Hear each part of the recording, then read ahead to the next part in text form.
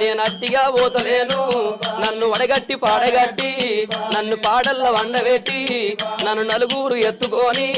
నన్ను 10 మంది మొత్తుకుంటా నన్ను కోటింటి గొత్తతోటి నన్ను శాలింటి బట్టతోటి ఇయ్య మాదిగింటి దప్పుతోటి నన్ను దాయాన దప్పులతోటి నన్ను సొన్నాయి సప్పులతోటి నన్నల్ల ఎత్తుకొని ఇయ్య మీరల్ల పోయినారా